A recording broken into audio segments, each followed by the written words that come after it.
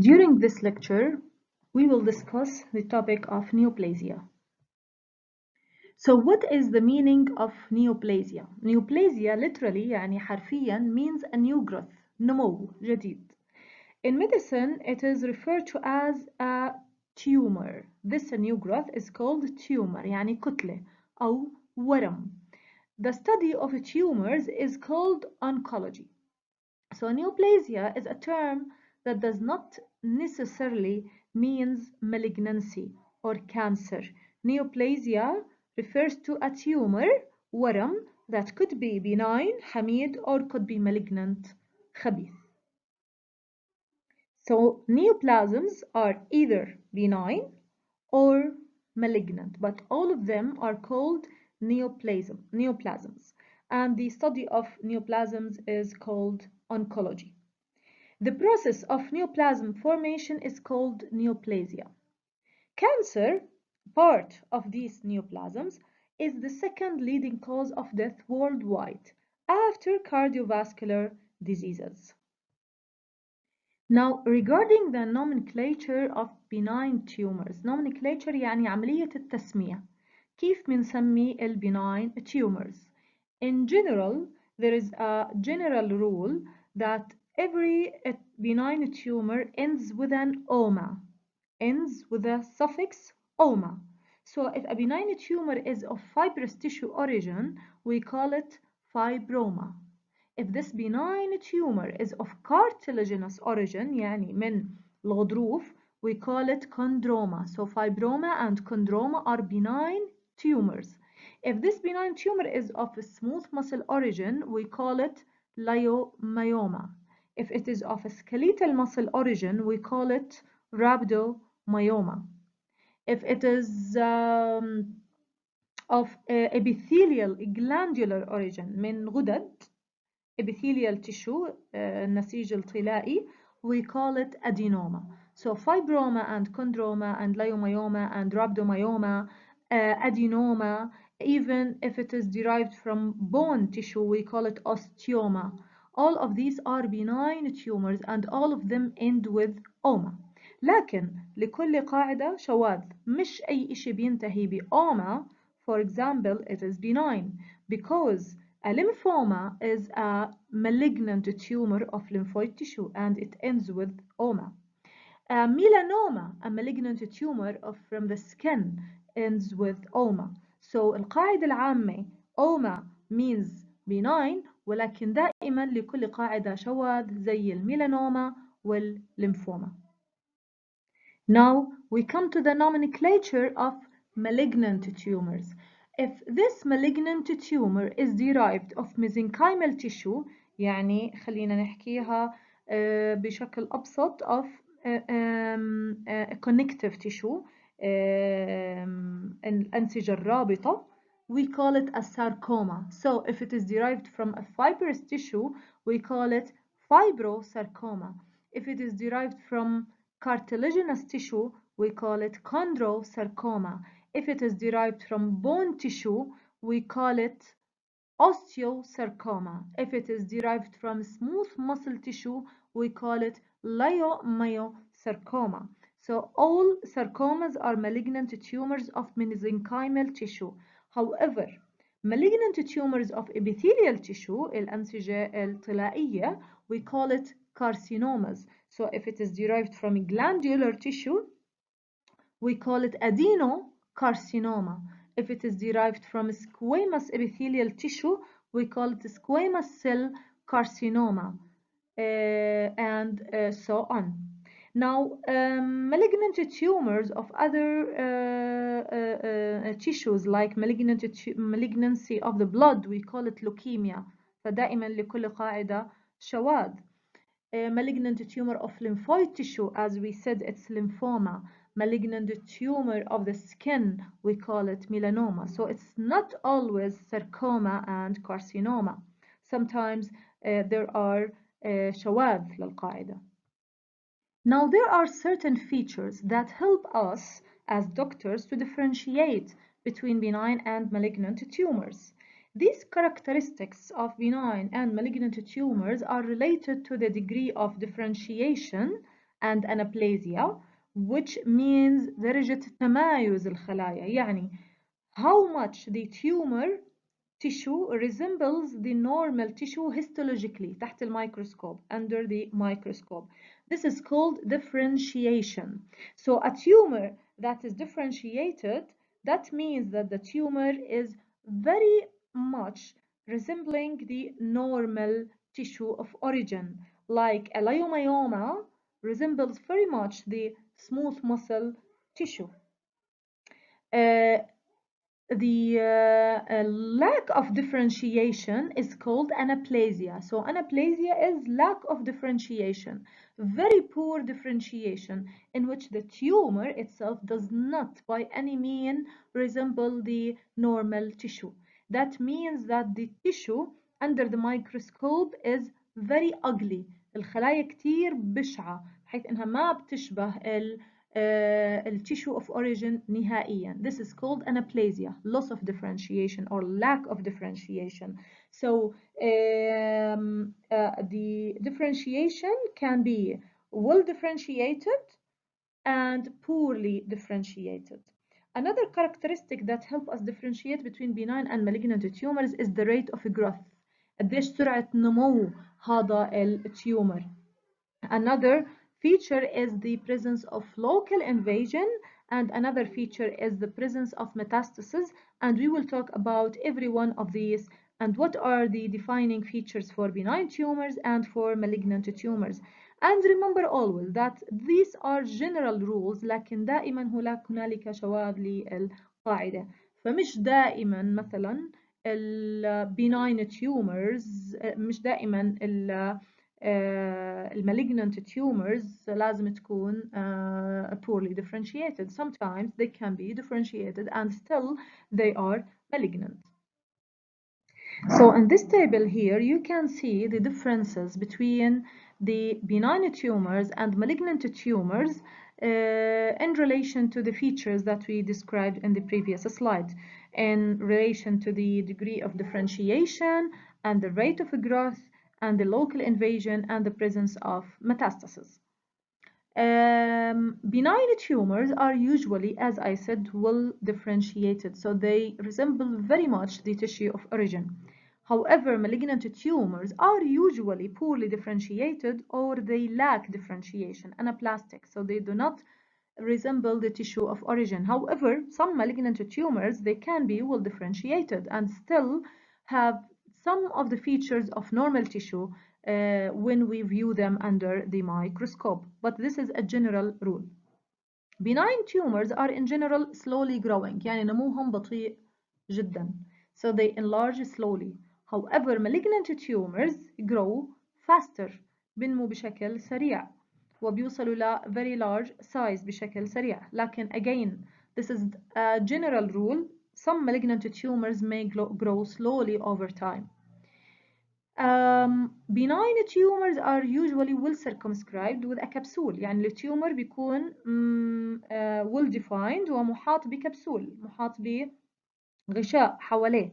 بينما malignant tumors they are poorly circumscribed، يعني ما في، إذا بدنا نيجي نرسم بالقلم خط حوالي المالجننت تيومر حوالي حوافه ما بنقدر نرسم خط ثابت لأنه التيومر مش circumscribed بشكل واضح، وممكن إنه يعمل local invasion، يعني it invades the adjacent tissue، بيطلع خلايا بتدخل في النسيج المجاور. And I will show you a picture in the next slide. Benign tumors are usually localized to the site of origin، يعني a benign tumor of fatty tissue بيضل موجود في الفاتي tissue، بينما malignant tumors they can metastasize. What's the meaning of metastasis؟ يعني التيومر بينتشر، it is carried by the blood or the lymphatics into another distant site from the primary tumor. يعني مثلا بيكون التيومر in the breast and it is carried by the lymphatics الأوعية الليمفية to the axillary lymph nodes اللي موجودين في الأكزيلا في منطقة الإبط، أو ممكن إنه they are carried by the bloodstream to distant sites like the liver، بيروح للكبد أو للعظم للبون. So this is called metastasis. إنه التيومر بينتشر. طبعا البناين tumors بالعادة ما بتنتشر بينما المalignant tumors هي اللي بتنتشر. So you can see here in this picture, this is the normal or benign thyroid tissue. This is a follicular adenoma. We call it a benign tumor of the thyroid tissue. This is, it resembles very much the normal thyroid tissue. This is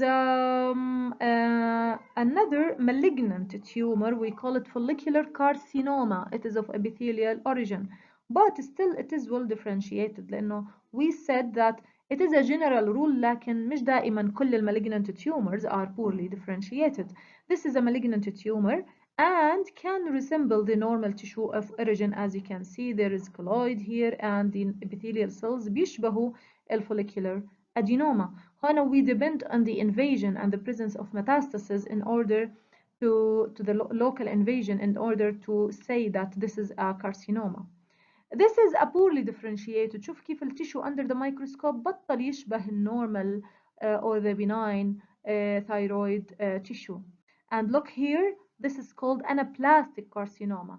The cells are very much ugly in look and they do not resemble the normal tissue at all. This is called anaplastic carcinoma or anaplasia, lack of differentiation.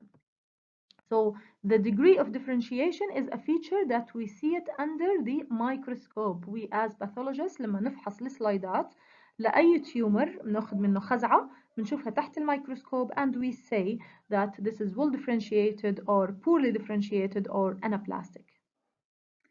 Regarding the local invasion, we will give example regarding the breast cancer. So this is a normal breast duct, as you can see here, الغدد الطبيعية الموجودة في البريست.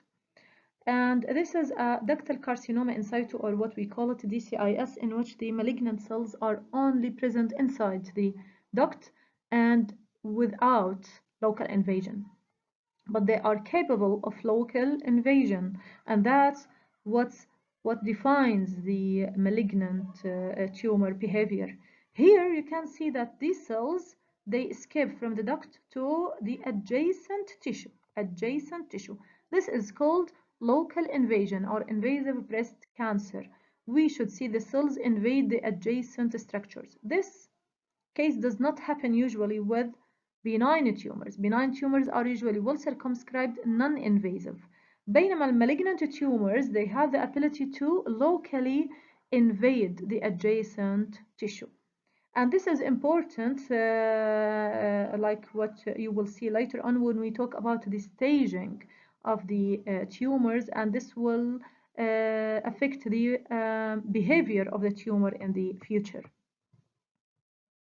Regarding the epidemiology of cancer and the statistics إحصائيات الكانسر في العالم وفي الدول, the incidence مدى شيوع الكانسر it varies ويختلف with الage والgeographic factors اللي هي تعتمد على وين البلد أو المكان اللي موجود فيها الشخص, والgenetic factors اللي هي inherited factors, والacquired pre-neoplastic lesions that have an increased risk of cancer. يعني بعض الليجنز أو التيومرز ممكن أحيانا تكون اللي هي مش malignant ولكن ممكن تزيد من احتمالية حدوث الكانسر later on. So بالنسبة للage, regarding the age, cancers are usually most common at the two extremes of the age, that either in the childhood or in the advanced age group. So بعض الtumors are very common in childhood, in the pediatrics, في الأطفال زي اللوكيمياز والبرين tumors, ولكن معظم التيومرز بشكل عام الريسك بيزيد مع العمر. So معظم التيومرز they come at an advanced age, يعني بعد الخمسينات ستينات سبعينات and so on. Geographic factors are very important. Some tumors are very common in certain countries and others are common in other countries, and this is because of different environmental exposures والتعرض في الانفايرمنت لبعض الكارسينوجينز اللي بتكون موجودة في أماكن معينة ومش موجودة في أماكن أخرى. فهذا بيحدد الإبديميولوجي والستاتستكس of cancers among in different countries. الجيناتيك factors برضو it is important. However, most of the cancers, about 80 to 90% of them are sporadic. Sporadic يعني إنهم مش inherited. Few cancers are familial. About 10% of cancers هم متوارثين. يعني لو بنحكي عن الcolon cancer أو breast cancer, only 10% of them are familial, but the others are sporadic.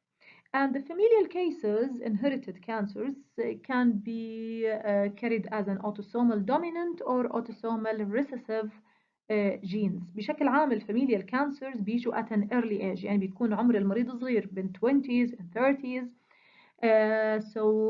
If a family have a tumor arising in the 20s of age, like breast cancer in females in their 20s or 30s, this is called early breast cancer, and the probability واحتمالية إنه يكون هذا familial ومتوارث is high. They carry certain genes like BRCA1 or BRCA2 genes when we are talking about breast cancer, and in these cases we have to examine all the family members to find if they carry certain genes associated with increased risk of cancer, to do any prophylactic measures.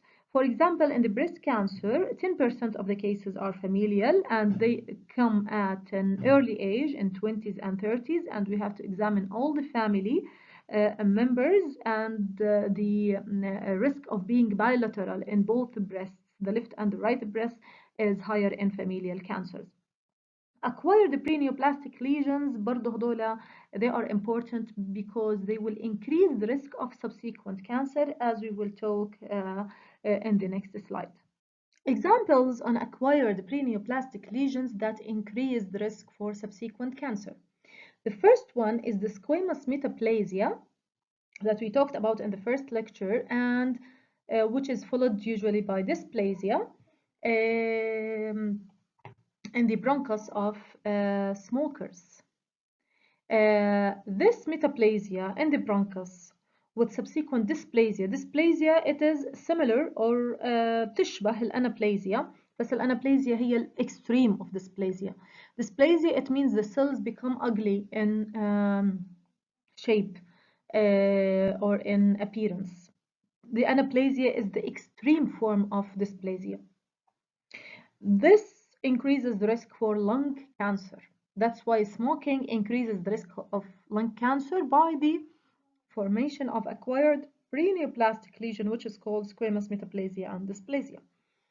Endometrial cancer also is associated or preceded by endometrial hyperplasia due to estrogen exposure.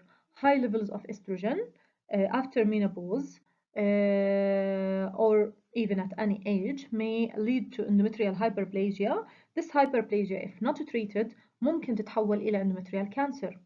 The leukoplakia of the oral cavity. Leukoplakia of the oral cavity اللي هي عبارة عن whitish lesion لونها أبيض بالoral cavity بالoral mucosa.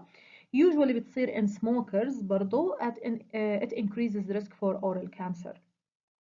Colonic adenoma. Adenoma is a benign tumor of a glandular tissue. However, the presence of these adenomas in the colon increases the risk of colon cancer. Actually, most colon cancers arises from a previous or a preceding colonic adenoma. So the adenoma transforms into a colon cancer if not removed or not treated. All of these are called pre-neoplastic lesions، يعني مرحلة ما قبل التحول إلى الكانسر. In all of these cases, we can treat them to reverse the possibility أو نعكس الpossibility إنها تتحول إلى cancer. Now we come to the etiology of cancer. Etiology means the causes of cancer. الأشياء اللي لها علاقة بشكل مباشر أو غير مباشر بالتسبب بتكوين السرطانات. هاي الأشياء كلها بنسميها carcinogenic agents. Carcinogenic that they cause cancer or they are implicated or suggested in the causation of cancer. And they are divided into chemical carcinogens, مواد كيماوية، radiation carcinogenesis اللي هو بيكون سببه الأشعة، و viral and microbial oncogenesis بيكون سببها فيروسات أو بعض الميكروبات. So let's start with chemical carcinogens. The point in chemical carcinogens is that they cause direct damage to the DNA, المادة الموراثية الموجودة داخل النيوكليوس. So they can cause mutations, طفرات جينية، وبالتالي هاي الطفرات و accumulation of mutations can lead to the development or formation of cancer. This is in a simple way. The chemical carcinogens are subdivided into direct acting agents. They cause the harm by themselves, and the indirect acting agents means that they should be converted to other metabolites by the body enzymes in order to be carcinogenic. So they are not carcinogenic by themselves, and they should be لازم يتحولوا لمواد فعالة عشان يصيروا carcinogenic. That's the difference between direct and indirect acting agents. But both of them at the end they will cause DNA damage. The direct acting agents, the best example on them is the alkylating agents اللي used in the chemotherapy which is used to treat cancer. So sometimes the chemotherapy is used to treat cancer, however it can cause secondary cancers. يعني احنا بنعالج الكانسر بالكيموثيرابي، لكن في بعض الأحيان in some patients الكيموثيرابي ممكن يؤدي إلى تكوين كانسرز جديدة بنفس الشخص، وهي هي من مساوئ بعض أنواع الكيموثيرابي. Examples on the indirect acting agents the polycyclic hydrocarbons اللي موجودة في الفossil fuels، في المواد اللي بنستخدمها لإنتاج الطاقة والوقود، وهاي لها علاقة وثيقة بالdevelopment of lung cancer. وبرضو عندنا الافلاتوكسين B1 اللي هو عبارة عن toxin produced by the molds في بعض أنواع الفطريات اللي هي الأسبرجيلس اللي بتكون موجودة على الحبوب المخزنة الجرينز stored grains، وفي علاقة وثيقة بين الافلاتوكسين B1 والهيباتوسيلولر كارسينوما اللي هو سرطان الكبد. Then we come to radiation carcinogenesis اللي بيكون سببه الأشعة. Ionizing radiation can cause genetic damage on the DNA. Again, the basic mechanism in any carcinogenic transformation is the damage to the DNA and the genetic material, the formation of mutations, and then the development of cancer. So this is the basic mechanism by most of the carcinogenic agents. So in the radiation, ionizing radiation can also cause genetic damage and the process of carcinogenesis. Examples on radiation, therapeutic radiation, which is used to treat some cancers of the head and neck. We use therapeutic radiation to treat cancer. However, it is a well-known there is a well-known association between radiation exposure to the head and neck and the development of papillary thyroid carcinoma.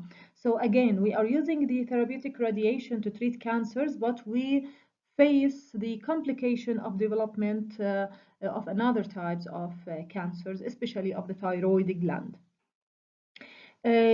Ultraviolet light اللي بيجي من ال sun exposure كمان it is a very well known there is a very well-known association between the ultraviolet light exposure and the development of skin cancers like squamous cell carcinoma of the skin, basal cell carcinoma of the skin, and melanoma of the skin. Melanoma is one of the very aggressive, very bad cancers ever known. So how to protect ourselves from sun exposure? Avoiding going out when the sun is strong, and to use the sun blockers or sunscreens. Also, although it's strange to you, viral and microbial agents can cause oncogenesis, the process of cancer. Onco means cancer, oncogenesis, cancer development or cancer formation. So some viruses are very well known to cause cancers, and even some bacteria as well. Regarding the viruses, there are oncogenic RNA viruses اللي هي بتكون المادة الوراثية فيها RNA. The best example on this is the human T-cell leukemia virus, which can cause T-cell leukemia. Another example is the oncogenic DNA viruses اللي بتكون المادة الوراثية فيها DNA material.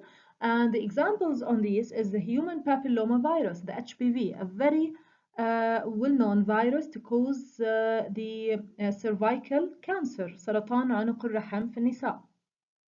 There is a strong association or a causal relationship between the HPV and the cervical cancer. However, some forms of HPV viruses اللي بنسميها low risk viruses ممكن تعمل الورس اللي هي الثواليل اللي كلياتنا بنعرفها، ثواليل الجلد، بينما الهاي ريسك HPV viruses هي اللي ممكن تعمل السيرفايكال كانسر. وعشان هيك nowadays it's one way of detecting the preneoplastic changes in the cervix is by doing the pap smear, مسحة عنق الرحم, in order to decrease the incidence of cervical cancer because and the mortality of cervical cancer because we detect it at an early age or an early stage بمسحة عنق الرحم اللي هي cytology preparation in order to examine the cervix. So again, HPV virus is well known to cause cervical cancer, in which 95% of cases of cervical cancer are associated with HPV, and it is a well-known virus to be sexually transmitted. Another virus, DNA virus, is the Epstein-Barr virus, the EBV, Epstein-Barr virus. It is associated with Burkitt lymphoma, نوع من أنواع السرطانات الليمفاوية. Lymphoma in the immunocompromised patients like patients with AIDS and patients with organ transplants، هذول اللي مناعتهم بتكون ضعيفة. Hodgkin lymphoma برضو نوع من أنواع الليمفوما and the nasopharyngeal carcinoma، هي كارسينوما بتصير ب in the nasopharynx خلف nasal cavity. Another association between viruses and cancer is the hepatitis B and hepatitis C viruses. About 85% of hepatocellular carcinomas are caused by hepatitis B and hepatitis C viruses. Another association between microbial agents and the cancer is the Helicobacter pylori اللي هي الجرثومة أو البكتيريا الحلزونية اللي موجودة في الستومك اللي بتسبب الجاسترايتس. It's a well-known bacteria to cause chronic gastritis والتهاب المعدة المزمن. However, if not treated or if it stayed in the stomach for a very long time with a chronic irritation to the stomach, it can end with gastric adenocarcinoma or malt lymphoma, mucosa associated lymphoid tissue lymphoma اللي هي نوع من أنواع السرطانات الليمفاوية اللي ممكن تصير في جدار المعدة، والمسبب الرئيسي لها هو الهيليكوباكتر بايلوري بكتيريا. After we talked about the carcinogenesis, we have to know a little bit about the clinical aspects of tumors. What does the tumor do to our bodies? What are the effects of tumors on our bodies? The effect of tumor on our body is can be in the form of cancer cachexia اللي هي الهزال بالعربي, and in the paraneoplastic syndromes, and I will discuss them in brief. The other clinical aspect that you should know about the tumor, because it is for any tumor there is a grade and a stage, and even you as rehabilitation students or even any person should know a little bit about the grading and the staging of cancer, because it is very important in understanding the behavior of the tumor and understanding the treatment or the response of the treatment for any patient. So let's start with the effects of tumor on our body. The first one is cachexia. Cachexia اللي هي الهزال. It's the progressive loss of body fat and lean body mass. يعني البيشنت بيبلش to lose weight بشكل كبير. dramatic loss of weight in a very short period of time بحيث إن المسلز بتصير فيها wasting و it is accompanied طبعا by weakness ضعف عام وأنوركسيا loss of appetite and anemia فقر الدم. The basic cause for cachexia in patients with cancer هو the release of cytokines by the tumor itself and by the host cells themselves. And the basic cytokine that causes cachexia is called the TNF, tumor necrosis factor. Tumor necrosis factor, and sometimes it can be measured in the peripheral blood بفحص مخبري بيبين لنا level of the tumor necrosis factor. So it is released from the tumor or by the body as in response to the tumor, and it can cause this cachexia. The other effect is the paraneoplastic syndrome. شو يعني paraneoplastic syndrome؟ syndrome هي مجموعة من السيمبتومز بتكون موجودة مع بعض. symptoms that cannot be explained by the tumor spread يعني by انتشار الورم وكمان they cannot be explained by the hormones that are natively related to that organ. يعني السبب بيكون في البارانيوبلاستيك syndromes هو ectopic production of hormones by the tumor. على فرض أنا عندي مثلا الثيرويد هرمون يفرز بشكل طبيعي من الثيرويد gland، لكن إذا إجا عندي lung cancer producing thyroid hormone وبيعمل ال effects of the hyperthyroidism على البودي هاي بنسميها paraneoplastic syndrome. The examples in paraneoplastic syndromes are so many, and in Robbins you can find a table full of paraneoplastic syndromes, but it is beyond the scope of this lecture for you as rehabilitation students because it's a very long list and you have to know just the concept of paraneoplastic syndromes. The example is the ACTH, adrenocorticotropic hormone. This ACTH is produced by lung cancer sometimes, although normally ACTH is produced by the adrenal gland or by the hypothalamus, causing the adrenal to produce corticosteroids. So ACTH here is produced by the lung cancer, not by the hypothalamus where it is normally produced. So the end result will be a Cushing syndrome. So Cushing syndrome here is not caused by the adrenal gland. It is caused by ACTH produced by the lung cancer, so that we call it paraneoplastic syndrome. Another example is that the parathyroid hormone-related protein, PTH. The parathyroid hormone is normally produced by the parathyroid gland, but here in lung cancer, it is produced from the lung tumor itself, so the end result is hypercalcemia. Hypercalcemia here in lung cancer cannot be explained by the tumor spread. يعني إذا كان اللung cancer عامل metastasis للبون وعامل hypercalcemia نتيجة المetastasis, this is not called paraneoplastic syndrome. It is called hypercalcemia due to metastasis. But if the hypercalcemia is related to production of this hormone by the tumor, then it is called paraneoplastic syndrome. So here is the example of cachexia or the wasting. As you can see, the muscles are so much reduced and there is wasted muscle wasting, bones very prominent. Even you can see the rib bones. And this is called muscle wasting. This is the definition, or this is the exact look of cachexia, which can accompany any type of cancer: hepatocellular carcinoma, pancreatic carcinoma, gastric carcinoma. Any type of cancer can be accompanied by cachexia.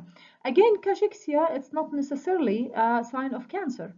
Cachexia can also be seen in some chronic infections like TB, مرض السل, in some chronic lung diseases, for example, in some severe malnutrition. So it is not necessarily that cachexia always mean cancer, but it is well known that cancers are associated with cachexia, and cachexia is one of the clinical aspects of cancer in patients. At the end, we should know a little bit about the staging and the grading of tumors. Grading is different from staging. When we say the grade of the tumor, this is based on the cytologic appearance, the histologic appearance under the microscope. It is the differentiation of the tumor. So when a tumor is well differentiated, وإذا بتتذكروا well differentiated حكينا it is very much similar to the tissue of origin, then the grade is low. However, when there is anaplasia and the tumor is undifferentiated or poorly differentiated, في lack of differentiation, then the grade is high, and the grade is usually associated with aggressiveness. The higher the grade, the more aggressive the tumor is. And remember that grading is based on histologic appearance of the tumor under the microscope.